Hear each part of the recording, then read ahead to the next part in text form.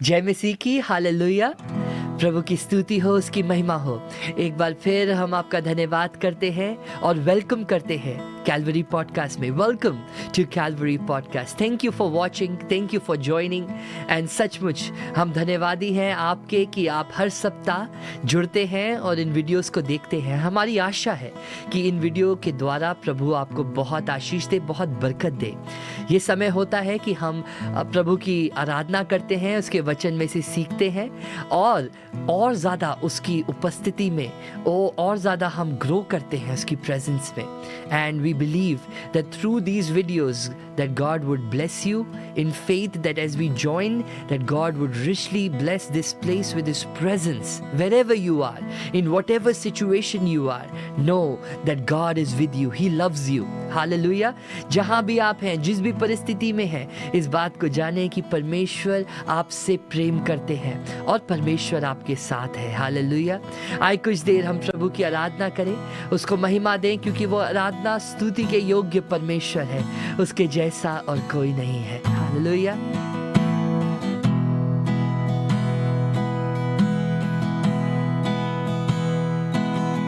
मेरा यीशु सबसे महान है, मेरा यीशु प्रशंसा योग्य है, मेरा यीशु सबसे महान है, मेरा यीशु प्रशंसा योग्य है। तेरी स्तुति मैं करूँगा, तेरा आदर मैं करूँगा, तेरी स्तुति मैं करूँगा, तेरा आदर मैं करूँगा। मेरा यीशु सबसे महान है, मेरा यीशु प्रशंसा योग्य है। क्या छोटे क्या बड़े जो भी तुझसे डरते हैं, क्या छोटे क्या बड़े जो भी तुझसे डरते हैं, उनको तू आशीष देता, सारी मुरादें पूरी है करता,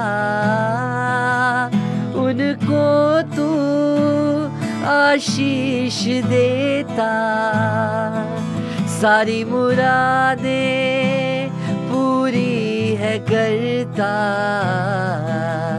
मेरा यीशु सबसे महान है, मेरा यीशु प्रशंसा योग्य है। जाऊंगा जब अपने घर में, सदा के लिए महिमा करूंगा।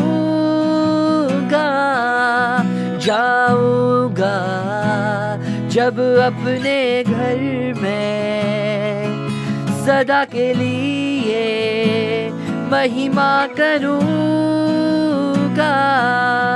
क्या आनंद का वो दिन होगा और सिंहासन पर यीशु होगा। क्या आनंद का वो दिन होगा और सिंहासन पर यीशु होगा। मेरा यीशु सबसे महान है, मेरा यीशु प्रशंसा योग्य है। मेरा यीशु सबसे महान है, मेरा यीशु प्रशंसा योग्य है। आप सबको फिर एक बार वेलकम। खुदावंद आपको बहुत अच्छी बरकत दे। कई बार हम सोचते कहानी जो है वो बहुत खूबसूरत तरीके से एंड होती है और फिर सब कुछ ठीक हो गया। हकीकत तो ये ऐसी नहीं होती कि सब कुछ ठीक हो गया। ज़िंदगी है तो तकलीफ़ें हैं, और जब तक ज़िंदा है तब तक ये जो चैलेंजेस है ये चलते रहेंगे। ये जीवन का एक हिस्सा है। और वैसे ही नेहमाया के साथ भी हुआ। अपने संभले हुए ज़िंदगी को छोड़ करके एक ख्वाब, एक दर्शन, एक बोझ को लेकर नेहमाया निकल पड़ा। और उसके पास एक बोझ था, यरूशलेम की दीवारें बननी है, उसके फाटक तैयार करने हैं। और उसने इस काम को शुरू किया। बड़ी अच्छी तरह स्ट्रॉन्ग तरीके से इसने शुरू किया। तो कैसे शुरू करते बहुत असर करता है। गुड स्टार्ट एक अच्छा होता है, उससे हम आगे बढ़ते हैं। पर गुड स्टार्ट अपने आप में नहीं है, हमको स्टे उसमें बने रहना भी है और फिर उसको एंड भी करना है। तो अब हम उस हिस्से में आ पहुँचे। दीवारें बन गई, और जब लोगों ने सुना कि दीवारें बन गई है उनको बड़ा बुरा लगा। और पर अब लोगों ने भी अपनी ज़िंदगी को ठीक करना शुरू किया। सिर्फ दीवार बनाकर उन्होंने ख़त्म नहीं किया। एज़रा ने आकर खुदा के कलाम को पढ़ा। याद रखिए, उन दिनों में सबके पास कलाम नहीं था, इसलिए वो मोहताज थे कि सुने, और 6-6 घंटे खड़े रह करके वो सुने। और बाइबल बताती है एज़रा ने बैठ करके सुनाया। वो बैठा और लोग खड़े थे, और बार बार सिजदा करके झुकते थे, और बार बार हाथ उठा करके हाँ आमीन हालेलुया बोलते थे।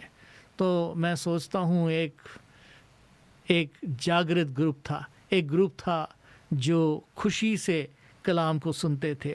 और जब उन्होंने ये सब सुना, सुनने के बाद ये नहीं कि एक कान से सुनकर दूसरे कान से छोड़ दिया। बाइबल कहती नेहमाया 9:38 में उन्होंने फैसला किया, उन्होंने कसम खाई, उन्होंने लिख करके दिया, हम ये सब करेंगे। और ये जो था आज्ञा मानना, जो है बाइबल कहती आज्ञा मानना बहुत ज़रूरी है। बाइबल कहती सिर्फ कलाम के सुनने वाले मत बनो, पर करने वाले बनो, जो अपने आप को धोखा देते हैं अगर नाश करे तो उन्होंने कसम खाई कि हम ये गलत काम जिनमें लगे हुए, कई गलत कामों में वो लगे हुए थे, और कई ऐसी चीज़ें कर रहे थे जो वहाँ के लोग करते थे, जो उन्हें पता पड़ा कि खुदा के लोगों ने नहीं करना चाहिए। अब कलाम ही नहीं पता तो उन्हें पता कैसे पड़ेगा। पर जब उन्हें पता पड़ा तब उन्होंने फैसला किया। और सबत के दिन उनके सौदे चलते रहते थे, सबत के दिन बेचबाच चलता रहता था। नेहमाया 10:31 में बाइबल कहती है जब पड़ोसी लोगों ने अपने सामान लाए बेचने के लिए सबत के दिन, उन्होंने कहा हम नहीं खरीदेंगे। फिर नेहमाया 10:39 में बाइबल कहती उन्होंने जो मंदिर का काम था, जो खुदा ने काम दिया हुआ था ताकि जो लेवी है, जो याजक है, वो मंदिर का काम करे। काम उस वक्त करेंगे जब उनकी कोई तनख्वाह भी देगा ना, जब उनको कोई इनकम भी मिलेगी। और लोगों ने देना ही बंद कर दिया। अब किसी का खून ही सुखा दे तो फिर आगे होना क्या है। तो अगर लोगों ने देना ही बंद कर दिया तो फिर जाहिर है उन्होंने अपनी अपनी नौकरियां ढूंढी, वो अपने अपने चले गए और ये काम पीछे रह गया। उन्होंने फैसला किया नहीं, हम ऐसा नहीं होने देंगे, हम खुदा के काम को मदद करेंगे। तो सिर्फ शब्द नहीं थे, सिर्फ बातें नहीं थी, सिर्फ जज्बात नहीं थे, जिंदगी में तब्दीली थी। और लोग जो थे उन लोगों ने भी फैसला किया, क्योंकि लोग बाहर रहते थे। मंदिर तो बन गया यरूशलेम में, पर बाकी यरूशलेम तो खंडर बना हुआ है। अब कौन खंडर में रहेगा? सवाल ये है कि शहर बनाना है, दीवारें तो बन गई, पर उसके अंदर रहेगा कौन? बाकी सब तो खुली खुली जगह में रह रहे हैं, क्योंकि वहाँ घर बनाना आसान है। अब खंडर को कौन साफ करे?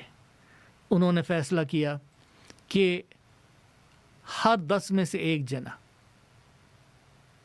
उनका नंबर लगेगा, और वो जिनका नंबर लगता है उन्होंने कोरे डाले, जिनका आता है वो वहाँ पर जाकर रहेंगे। और उन लोगों ने शिकायत और शोर शुरू नहीं किया, ओए मेरा नंबर आ गया। वो खुशी से गए, उन्होंने कहा मैं करूँगा।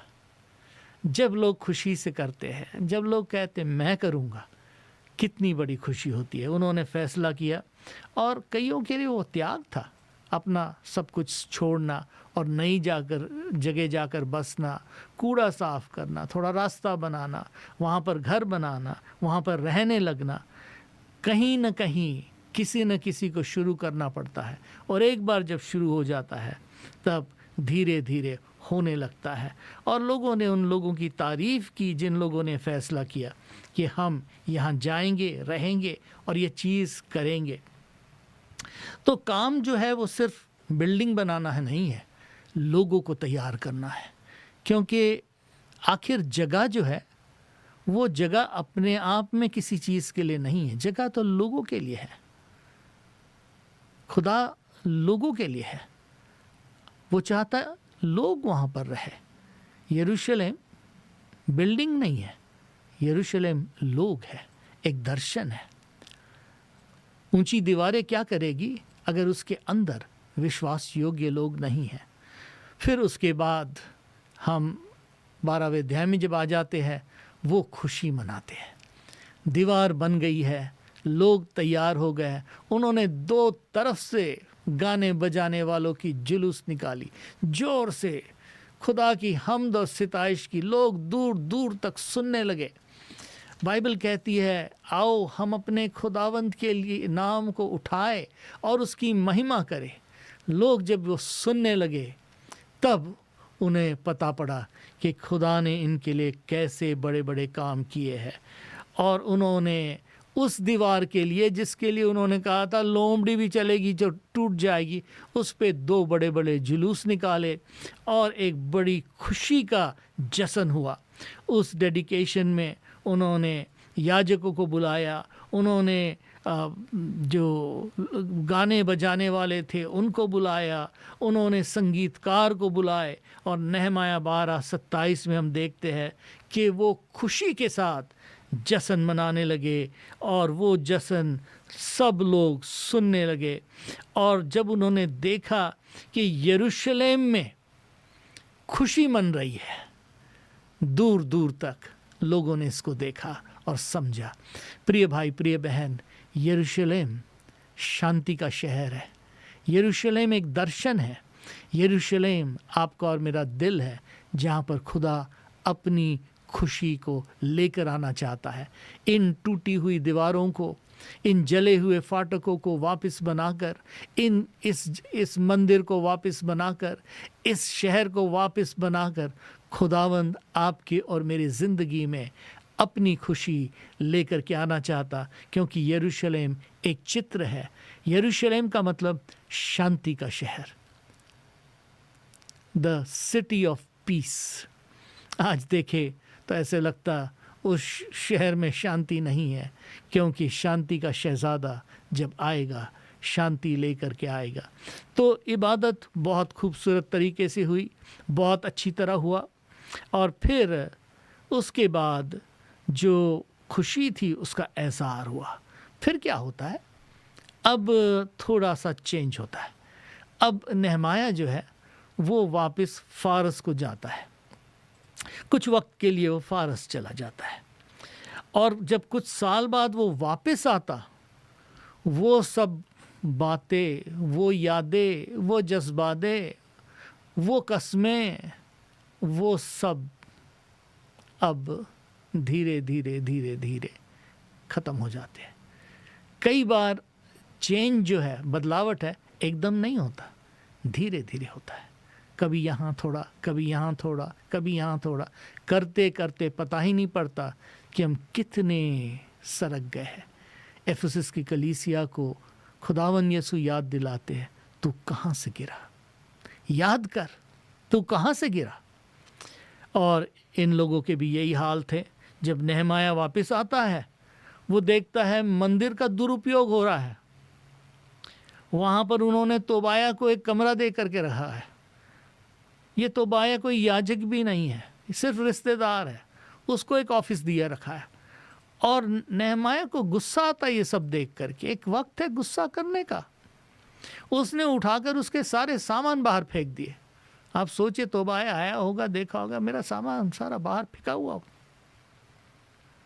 लोगों ने मंदिर के लिए देना ही बंद कर दिया था। वो कहे भाई हमें क्या, अपनी पड़ी है सबको। तो मंदिर के काम के लिए देना बंद कर दिया। जब मंदिर के काम के लिए देना कम बंद कर दिया तो जाहिर है वहाँ जो काम कर रहे थे उन्होंने अपनी अपनी नौकरियाँ ढूंढ ली।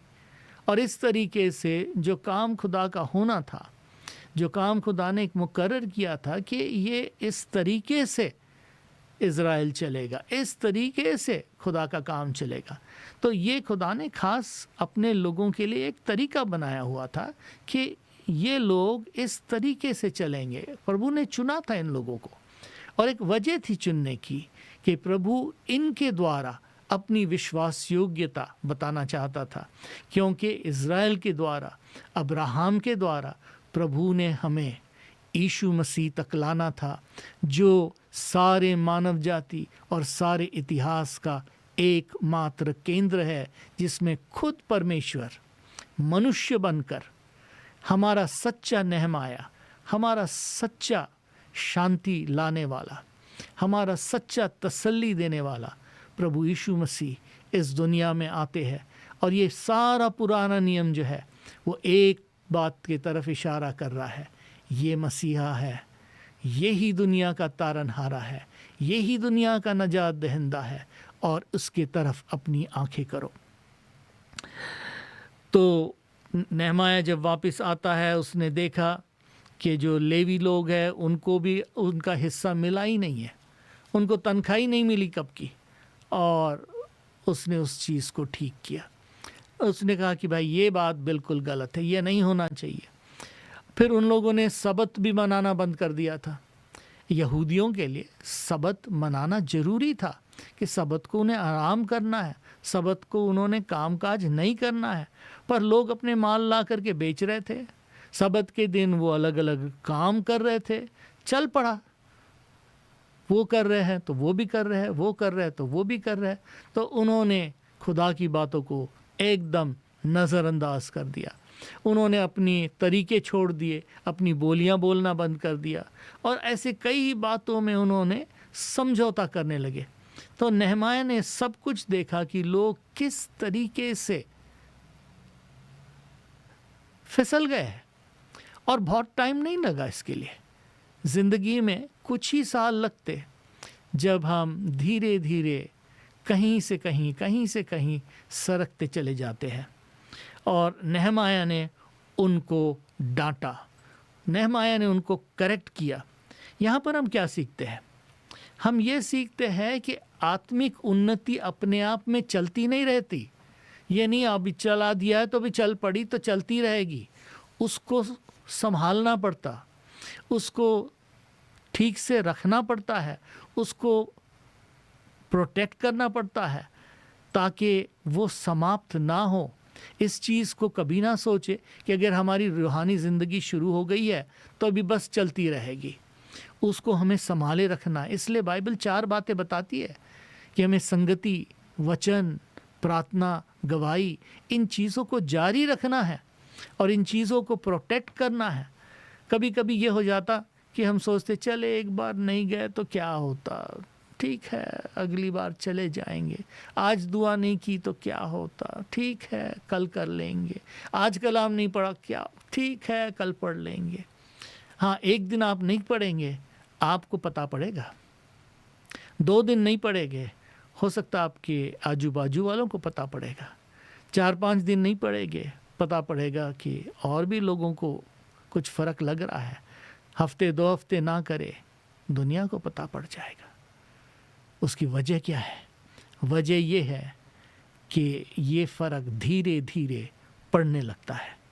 तो एक बहुत बड़ी सच्चाई है, नेहमाया ने दुआ की, खुदा से मांगा और खुदा ने उसकी मदद की।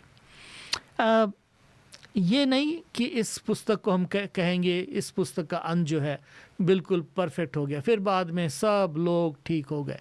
जी नहीं, इस कहानी का एंड वैसे ही है जैसे ज़िंदगी की कई बातों का होता है कि हमें सुधारते रहना पड़ता है। ये सच है कि दीवार तो बन गई, ये भी सच है कि उन्होंने अपने फैसले भी किए, पर नेहमाया ने इन बातों को गंभीरता से रखा और कहा कि अगर इस चीज़ को हमें जागृत रखना है तो हमें इस बात पे लगे रहना है। तो बाइबल हमें बताती है नेहमाया के इस किताब से कि सिर्फ बाहरी चेंज, जैसे दीवार बनाना, जैसे फाटक तैयार करना, मंदिर बनाना, ये बाहरी चीज़ें जो है ये ज़रूरी है, पर अंदरूनी चीज़ें भी उतनी ही ज़रूरी है। जब तक इंसान अंदर से ना बदले तब तक के ये परिवर्तन नहीं होगा। और खुदावंद यीशु मसीह इसलिए आए कि ज़िंदगी को बदले। और ये सारी बातें जो पुराने नियम की है हमें एक जगह तक ले आती है, और वो है ईश्वर का इलाही इंतज़ाम। खुदा ने एक ऐसा इंतज़ाम सारे दुनिया के लिए बनाया कि उसने अपने इकलौते बेटे को सिर्फ अब एक मुल्क, एक लोग के लिए नहीं, पर सारी दुनिया के लिए भेजा। खुदा ने जहाँ से, सारी दुनिया से ऐसी मोहब्बत रखी कि उसने अपने इकलौते बेटे को दे दिया, ताकि जो कोई, कितना अच्छा लगता है ना, जो कोई उस पर ईमान लाए वो हलाक ना हो पर नजात पाए। पर सवाल उठता कि क्या खुदा ने मुझे चुना है? क्योंकि जब तक वो मुझे ना चुने मैं उसको कैसे चुनूं? तो बड़ा एक अजीब सवाल है कि खुदा ने मुझे चुना या नहीं चुना।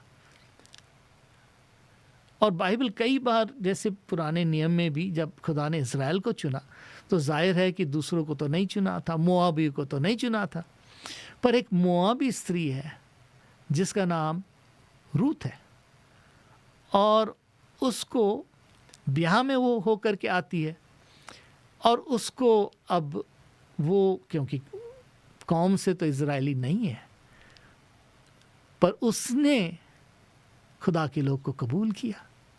सवाल उठता, क्या खुदा ने उसे कबूल किया?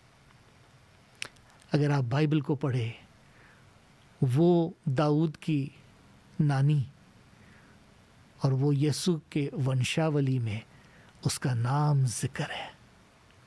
खुदा ने उसे अपने लोगों में शामिल किया। इसलिए बाइबल कहती, जो कोई उसे कबूल करे हलाक ना हो पर हमेशा की ज़िंदगी पाए। हर एक को मौका खुदा देता है। उसने आपको बुलाया है, उसने आपको चुना है, आप उसके हैं। आप उसकी बुलाहट सुने, उसे कबूल करे, उसे कहे कि खुदावंद मैं तेरे पास आता हूँ। एज़ेकियल के 36वें अध्याय में बाइबल कहती, मैं उनको एक नया दिल दूंगा, मैं उनके अंदर एक नई रूह डालूंगा। क्योंकि खुदा ये काम जो शुरू करता है बाहर से नहीं, अंदर से शुरू करता है। और इस चीज़ को हम बार बार देखते हैं कि खुदा हमारे अंदर से इस काम को शुरू करता है। आपकी ज़िंदगी में भी खुदा ने एक काम को शुरू किया। हो सकता है आपने बड़े ज़ोर के साथ उसको शुरू किया है और सरगर्मी के साथ किया है। आपके लिए ज़रूरी है शुरू कैसा करते उस पर ध्यान तो दे, पर इस पर भी ध्यान करे कि हम इसको एंड कैसा करने वाले हैं, इसका खात्मा कैसे होगा। और इस बात को याद रखे कि जैसे नदी है, कहाँ से शुरू हो के कहाँ तक बहती है, वैसी ज़िंदगी भी लंबी है। ये कोई शॉर्ट स्प्रिंट नहीं है, 100 मीटर का रेस नहीं है, ये लंबा रेस है। और इसमें हमें धीरज के साथ दौड़ते रहना है, हिम्मत के साथ दौड़ना है। उतार है तो चढ़ाव भी है, अप है तो डाउन भी है। नेहमाया की किताब हमें बताती है कि काम में उतार है, चढ़ाव है, लोग खुश हो जाते हैं, फैसले कर लेते हैं, सरगर्मी कर देते हैं, कहते हम करेंगे, कहते हम बने रहेंगे, आगे बढ़ो, हम आपके साथ है, न जाने क्या क्या वायदे देते हैं। किसी ने कहा जनाजा उठता नहीं, उठाना पड़ता है। हमें कई काम करने पड़ते हैं, लोग लगते हैं, फैसले लगते हैं, और नेहमाया उसके लोगों ने अच्छी तरह किया। तो नेहमाया जो है एक चित्र है, नेहमाया एक दर्शन है, नेहमाया एक ख्वाब है। हमारे लिए नेहमाया एक पुराने नियम की किताब जो है एक तरीके से यीशु की झलक है। जैसे यरूशलेम खुदा का शहर है, आपका और मेरा दिल खुदा का शहर है। हम खुदा के लोग हैं और ज़िंदगी में दीवारें टूटती है, हालात आते हैं, दरवाजे जल जाते हैं, गलतियां हो जाती है। इस हिस्से में एक बहुत बड़ी दुआ है जिसमें वो बार बार कहता, खुदाया हमने ये किया फिर भी, खुदा हमसे ऐसे ऐसे हुआ, पर खुदा हमने ये किया फिर भी। ये नहीं कि हम परफेक्ट लोग हैं और हमने सब बिल्कुल ठीक किया, हमसे बहुत गलतियां हुई है, हमसे बहुत बार भूल हुई है, पर खुदा ने हम पर रहम किया। वो नेहमाया बनकर आया, तसल्ली बनकर आया और हमें उठाया और हमारी टूटी हुई हालातों को ठीक किया। और आज खुदावन यीशु का काम आपकी और मेरी ज़िंदगी में यही है। नेहमाया का काम तो अधूरा रह गया, पर यीशु का काम पूरा हुआ। बाइबल कहती एक दिन यीशु बादलों पर आएगा और हम हमेशा के लिए उसके साथ रहेंगे। वो कहानी ऐसे ही एंड नहीं होगी कि फिर वैसे ही चलता रहा, पर वो कहानी वैसे एंड होगी जैसे उसने बनाई है, क्योंकि उसकी कहानी परफेक्ट है। और ये सारी बातें इसलिए लिखी है कि हमें यीशु तक पहुंचाए। और इस बात को जाने, यहाँ पर हम खुदावन यीशु को देखते हैं। एक तरीके से नेहमाया आप और मैं भी है, क्योंकि खुदा ने आपको और मुझे नेहमाया किसी के लिए बनाया है, ताकि हम उनकी ज़िंदगी को वापस से खड़ा करें। उनके ज़िंदगी में हम नेहमाया बनकर जाए, हम यीशु के हाथ बनकर जाए, ताकि लोगों की ज़िंदगी को वापस बनाए। एक आदमी यह नेहमाया ने कितना फ़र्क किया। एक आदमी जब चला गया कितना फ़र्क पड़ गया, एक आदमी जब वापस आया कितना फ़र्क पड़ गया। क्या वजह थी? वजह ये थी कि नेहमाया के पास एक दर्शन था, नेहमाया खुदा के साथ चलने वाला जन था, और नेहमाया के वजह से दूसरों पर असर पड़ा।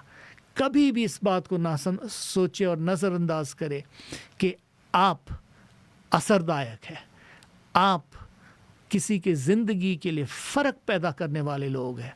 और नेहमाया आज आपको और मुझको प्रेरित करता है, आपको और मुझको एनकरेज करता है, अपने काम में बने रहे, अपने दर्शन में बने रहे। जो काम खुदा ने दिया है उसको तुच्छ ना जाने आप एक जन के वजह से बहुत कुछ फ़र्क पड़ सकता है। बाइबल कहती है कि खुदावन ने आपको चुना है। खुदावन आपको बहुत बरकत दे।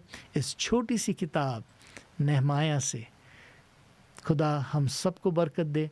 इस किताब को पढ़िएगा, इस पॉडकास्ट को सुनिएगा और दूसरों के साथ भी बांटिएगा। हमारे संडे भी हम इन्हीं टॉपिक्स पर बातचीत करते हैं, ज़रूर सुनते रहिएगा। हमारा ईमान है यह आपके लिए बरकत का वसीला बने। आइए हम दुआ करें। प्यारे खुदावंद, सुनने वाले हर एक भाई बहन बच्चे बुज़ुर्ग के लिए हम दुआ करते हैं, तेरी हजूरी उन पर बनी रहे। और प्यारे खुदावंद, हम खास मांगते हैं कि जब इस छोटी सी किताब नेहमाया से हम पढ़ते हैं कि कैसे एक इंसान नेहमाया ने अपनी कोशिशों से उन टूटी दीवारों को फिर खड़ा किया, उन जले फाटकों को फिर ठीक किया। प्यारे खुदावंद, हम में से हर एक को नेहमाया बना, ताकि हम भी दूसरों के ज़िंदगियों में एक फ़र्क पैदा करें। प्यारे खुदावंद, हमारे ज़िंदगी में तू नेहमाया बनकर आता है और हमारी ज़िंदगी के टूटी हुई दीवारों को फिर खड़ी कर देता है, जले हुए फाटकों को फिर खड़ा कर देता है। हमें याद नहीं दिलाता कि हमने कितने बार वायदे किए पर निभाए नहीं, हमने कितने बार बोले पर किया नहीं, कितने बार हमने कहा पर उसको तोड़ दिया। पर प्रभु तू उन बातों को याद नहीं करता है, पर फिर भी हमें माफ़ करता है, फिर खड़ा कर देता है, क्योंकि तू तसल्ली देने वाला खुदा है और तू हमसे प्यार करता है, तू हर एक से प्यार करता है। तेरा प्यार हर एक की ज़िंदगी में बना रहे, हमारी यही दुआ तुझसे है। खुदावंद यीशु के नाम में मांगते हैं, आमीन और आमीन। खुदावंद आपको बहुत बहुत बरकत दे। सुनने के लिए शुक्रिया।